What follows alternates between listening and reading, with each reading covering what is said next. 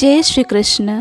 सभी सब्सक्राइबर बंधुओं से विनम्र निवेदन है कि श्रीमद् भगवत गीता के श्लोकों को कृपया शेयर कर ज़्यादा से ज़्यादा लोगों तक पहुँचाएं, क्योंकि श्रीमद् भगवत गीता सनातन धर्म का एक प्रमुख ग्रंथ है जो मानव जीवन के संपूर्ण धर्म दर्शन को सर्वश्रेष्ठ रूप से प्रस्तुत करता है। आज के श्लोक पर आते हैं। श्रीमद् भगवत गीता अध्याय 4 श्लोक 12। कांक्षन्तः कर्मणां सिद्धिं यजन्त इह देवताः क्षिप्रं हि मानुषे लोके सिद्धिर्भवति कर्मजा। इस संसार में मनुष्य सकाम कर्मों में सिद्धि चाहते हैं, फलस्वरूप वे देवताओं की पूजा करते हैं। निसंदेह इस संसार में मनुष्यों को सकाम कर्म का फल शीघ्र प्राप्त होता है, अर्थात इस जगत के देवताओं के विषय में भ्रांत धारणा है और विद्वता का दंभ करने वाले अल्पज्ञ मनुष्य इन देवताओं को परमेश्वर के विभिन्न रूप मान बैठते हैं।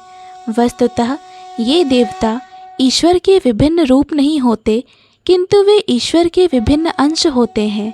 ईश्वर तो एक हैं, किंतु अंश अनेक हैं। वेदों का कथन है, नित्यो नित्यानाम। ईश्वर एक है, ईश्वरः परमः कृष्णः।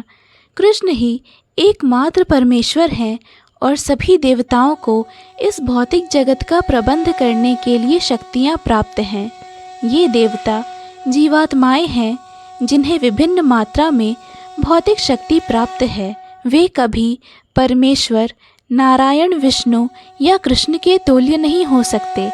जो व्यक्ति ईश्वर तथा देवताओं को एक स्तर पर सोचता है वह नास्तिक या पाषंडी कहलाता है। यह देवता पद इस संसार के शक्तिशाली मनुष्य या देवता के लिए आया है, लेकिन नारायण, विष्णु या कृष्ण जैसे भगवान इस संसार के नहीं हैं। वे भौतिक सृष्टि से परे रहने वाले हैं। निर्विशेषवादियों के अग्रणी श्रीपाद शंकराचार्य तक मानते हैं कि नारायण या कृष्ण इस भौतिक सृष्टि से परे हैं। फिर भी मूर्ख लोग देवताओं की पूजा करते हैं, क्योंकि वे तत्काल फल चाहते हैं। उन्हें फल मिलता भी है, किंतु वे यह नहीं जानते कि ऐसे फल क्षणिक होते हैं और अल्पज्ञ मनुष्यों के लिए हैं। बुद्धिमान व्यक्ति कृष्ण भावनामृत में स्थिर रहता है। उसे किसी तत्काल क्षणिक लाभ के लिए किसी देवता की पूजा करने की आवश्यकता नहीं रहती। इस संसार के देवता तथा उनके पूजक इस संसार के संहार के साथ ही विनष्ट हो जाएंगे। देवताओं के वरदान भी भौतिक तथा क्षणिक होते हैं।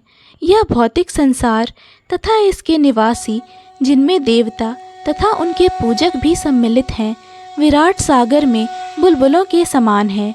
किंतु इस संसार में मानव समाज क्षणिक वस्तुओं यथा संपत्ति, परिवार तथा भोग की सामग्री के पीछे पागल रहता है।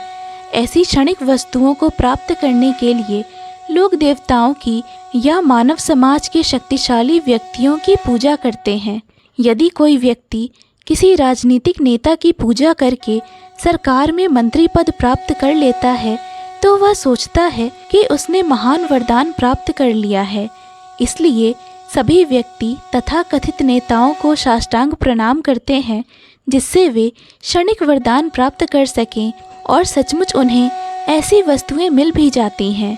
ऐसे मूर्ख व्यक्ति इस संसार के कष्टों के स्थायी निवारण के लिए कृष्ण भावनामृत में अभिरुचि नहीं दिखाते।